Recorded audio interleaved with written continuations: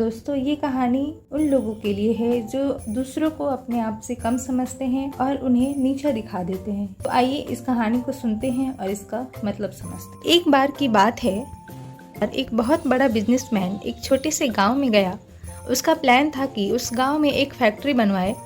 वो एक ऐसी जगह तक पहुंचा जहां पर उसके सामने नदी थी और उस नदी के सामने गांव था। अब उसके पास में दो ऑप्शन थे।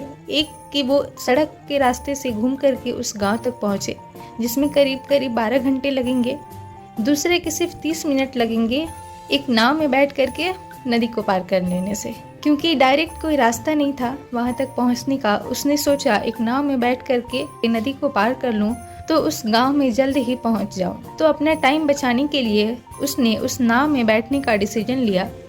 वो नाव बहुत ही छोटी सी थी, जिसमें एक तरफ आदमी बैठा था जो कि नाव चला रहा था और दूसरी तरफ ये बिजनेसमैन बैठा हुआ था। तो नाव में बैठने की थोड़ी देर बाद उस बिजनेसमैन ने उस नाव वाले से पूछा, तुझे पता है तेरी नाव में कौन बैठा है?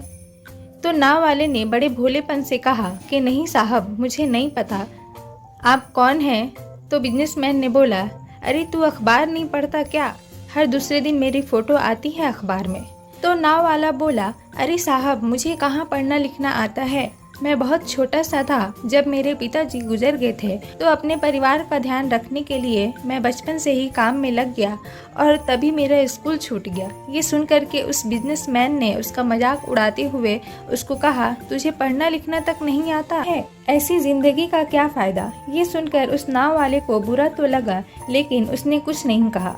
थोड़ी देर बाद वो बिजनेसमैन उस नाव वाले से बोला, अभी कुछ ही दिन बाद ये जो सामने जमीन देख रहा है, यहाँ पर मेरी एक बहुत बड़ी फैक्ट्री होगी जहाँ पर हमारे ब्रांड की मिनरल वाटर की बॉटल्स बनेंगी। उस नाव वाले को बात समझ नहीं आई। उसने कहा, क्या बनेगा साहब? तो बिजनेसमैन थोड़ा सा इरिटेट होकर के बोला, हमारे यहाँ पर पानी की बोतलें बनेंगी जो तेरे गांव में नहीं बिकेगी, लेकिन शहरों में बहुत बिकती है। अरे कभी तो शहर गया होगा, तुमने देखी होगी पानी की बोतलें रखी होती हैं दुकानों पर। फिर वो नाव वाला बोला, अरे साहब, मुझे कैसे पता होगा, मैं तो कभी गांव से बाहर गया ही नहीं। तो बिजनेसमैन उसके ऊपर हंसते हुए बोला, तू कभी इस गांव से बाहर तक नहीं गया, तुझे पता ही नहीं कि शहर क्या होता है? अरे ऐसी जिंदगी का क्या फायदा? उसकी यह बात सुन करके उस नाव वाले को सच में लगने लगा कि मेरी जिंदगी शायद किसी काम की नहीं है।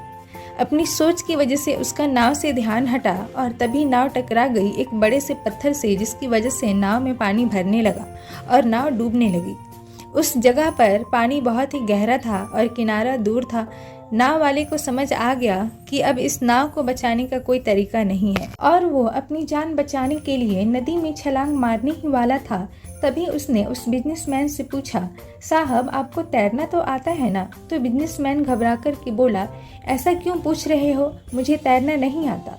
उसकी यह बात सुन करके नाव वाले को हंसी आ गई और वो बोला, अरे साहब, आपको तैरना तक नहीं आता, ऐसी जिंदगी का क्या फायदा? ये सुनकर उस बिजनेसमैन को अपनी गलती का एहसास हुआ और वो हाथ जोड़ करके उस नाव वाले से बोला, तुम जो कहोगे मैं तुम्हें दूंगा, बस मेरी जान बचाना। तो उस नाव वाले ने बोला, अरे साहब, आप घबराओ नहीं, मुझे सिर्फ तैरना नहीं आता है, मुझे डूबते हुए लोगों को बचाना भी आता है। आप मुझे कस के पकड़ लो, मैं आपको कुछ नहीं होने दूंगा।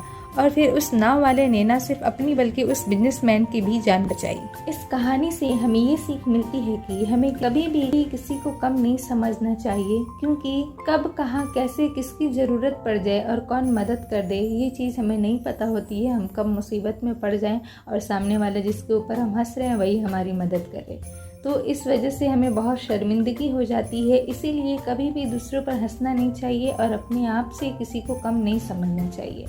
आई होप कि आपको ये स्टोरी अच्छी लगी होगी। अगर इस स्टोरी से आपको थोड़ी सी भी सीख मिलती है तो वीडियो को लाइक एंड चैनल को सब्सक्राइब जरूर कर लें। मिलते हैं नेक्स्ट वीडियो में एक नई स्टोरी के साथ, तब तक के लिए गुड लक, बाय बाय।